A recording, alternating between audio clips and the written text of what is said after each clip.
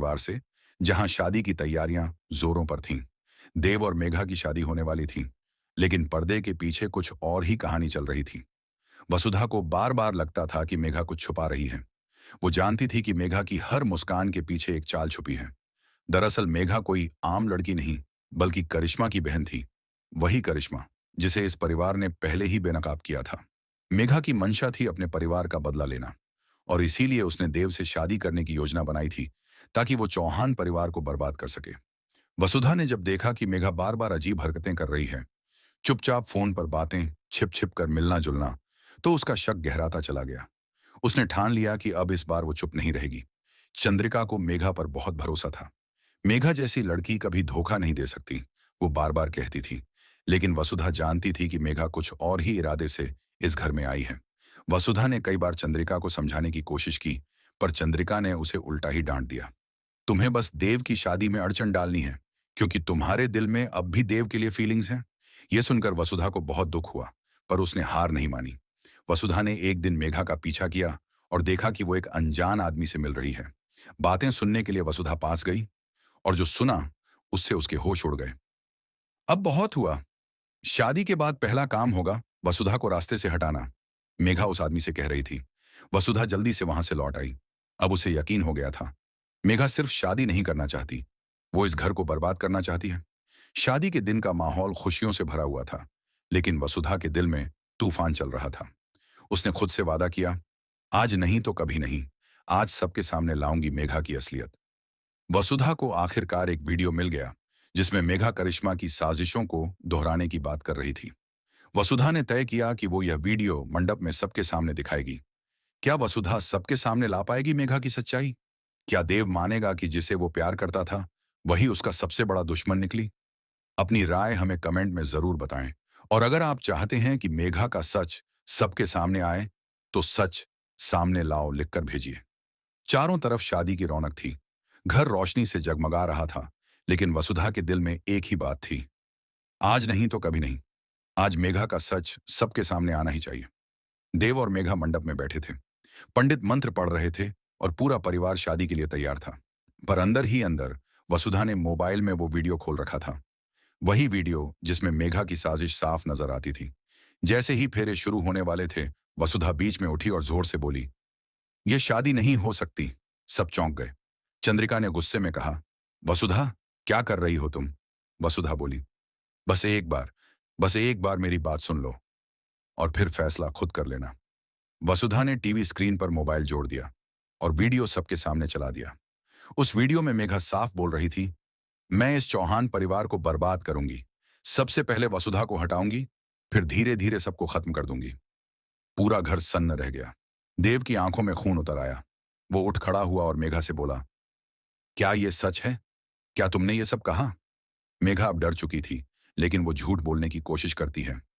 नहीं देव, ये झूठ है, ये सब एडिट किया गया है।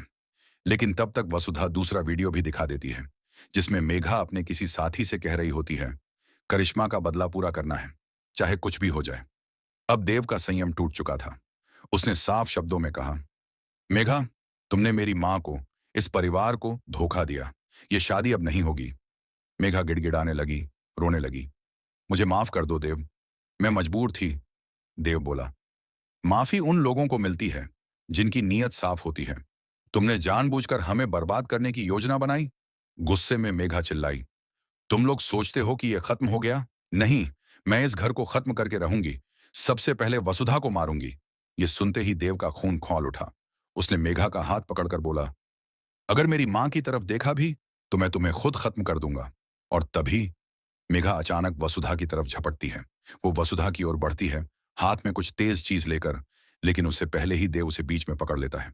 गुस्से में आकर देव मेघा का गला पकड़ लेता है और कहता है, तुमने मेरा भरोसा तोड़ा, मेरी मां पर हमला किया, अब बर्दाश्त की हद पार हो गई। घर के बाकी लोग दौड़कर देव को रोकते हैं। चंद्रिका भी सदमे में है। अब तक चंद्रिका को लगता था कि वसुधा झूठ बोल रही है, लेकिन जब सब कुछ उसकी आंखों के सामने हो गया, तो वो टूट गई। वो रोती हुई वसुधा के पास आती है और कहती है, माफ कर दो वसुधा, मुझे तुम पर भरोसा करना चाहिए था। वसुधा उसकी आंखों में देखती है और कहती है, कभी कभी सच्चाई को साबित करने में बहुत कुछ टूटता है, भरोसा भी, रिश्ते भी, लेकिन देर आए दुरुस्त आए। अब मेघा को पुलिस के हवाले कर दिया गया। उसका चेहरा अब गुस्से से भरा हुआ था, लेकिन जीत वसुधा की हुई। देव एक कोने में बैठा था, चुपचाप। वसुधा उसके पास आती है और कहती है, जो टूट गया वो दोबारा जुड़ सकता है, अगर हम चाहें तो। देव उसकी ओर देखता है और पहली बार मुस्कुराता है, बहुत हल्की सी मुस्कान। क्या वसुधा और देव फिर से एक नई शुरुआत करेंगे? क्या उनका रिश्ता मेघा के धोखे से उबर पाएगा? नीचे कमेंट करें। आपके अनुसार क्या वसुधा और देव को फिर से साथ आना चाहिए? वो रात बहुत भारी थी। घर में सन्नाटा था, लेकिन हर दिल में एक तूफान चल रहा था। मेघा की सच्चाई सामने आ चुकी थी। देव की शादी टूट चुकी थी। पर सवाल यह था, क्या टूटे हुए रिश्ते फिर से जुड़ सकते हैं? क्या वसुधा और देव फिर से एक दूसरे के करीब आ पाएंगे? देव अपने कमरे में बैठा था, आंखें बंद, पर दिल में हजारों सवाल। मैंने कैसे नहीं पहचाना मेघा को? क्या मैं वाकई किसी लायक नहीं? क्या वसुधा को इतना दर्द सिर्फ इसलिए मिला क्योंकि उसने मुझसे प्यार किया? उसे हर उस पल का अफसोस हो रहा था जब उसने वसुधा की बातें नजरअंदाज की थीं। वहीं वसुधा अपने कमरे में बैठी थी, भगवान से प्रार्थना करते हुए। मेरे इरादे कभी बुरे नहीं थे, मैं सिर्फ इस परिवार को टूटने से बचाना चाहती थी। अगली सुबह चंद्रिका खुद वसुधा के पास आई। तुमने जो किया वो इस घर के लिए था। मैं समझ नहीं पाई, लेकिन अब मुझे कोई शक नहीं, उसने कहा। वसुधा मुस्कुरा दी, लेकिन उसके चेहरे पर थकावट साफ थी। अब वह किसी रिश्ते की उम्मीद छोड़ चुकी थी। पर तभी देव उसके सामने आता है। देव ने कहा, तुम्हारी हर बात सही थी, लेकिन मैंने तुम्हारी कोई बात नहीं मानी। शायद इसीलिए इतना कुछ टूट गया। वसुधा ने जवाब दिया, कुछ टूटता है ताकि हम दोबारा ठीक कर सकें, लेकिन वही जुड़ता है जिसमें दरार सच्चाई से भरी हो। देव उसकी ओर बढ़ा, तो क्या हम दोबारा शुरू कर सकते हैं? वसुधा चौंक गई। क्या तुम्हें सच में लगता है कि अब भी कुछ बाकी है?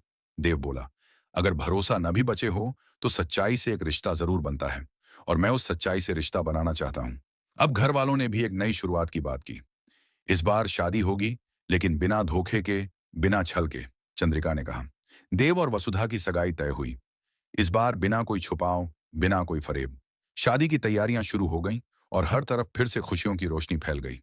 वो दिन आया जब देव और वसुधा मंडप में बैठे थे, लेकिन इस बार माहौल अलग था। ना कोई डर था, न शक, सिर्फ विश्वास था और एक नई शुरुआत की उम्मीद। विवाह संपन्न हुआ। पंडित बोला, अब आप दोनों जीवन भर एक दूसरे के साथ ही रहेंगे। देव ने वसुधा की आंखों में देखा। अब कोई झूठ हमारे बीच नहीं आएगा। वसुधा मुस्कुराई, और कोई सच भी अब छुपा नहीं रहेगा। कहानी यही नहीं रुकती। ये तो बस एक मिसाल है कि जब सच्चाई की जीत होती है तो सबसे मजबूत रिश्ता वही बनता है जो टूटकर भी जुड़ जाए। अगर आपको यह कहानी प्रेरणादायक लगी तो नीचे जरूर लिखें, सच की जीत हमेशा होती है। और शेयर करें इस कहानी को अपने दोस्तों के साथ, ताकि उन्हें भी यकीन हो जाए, झूठ कितनी भी चालाकी से आए, सच्चाई अंत में जीत ही जाती है।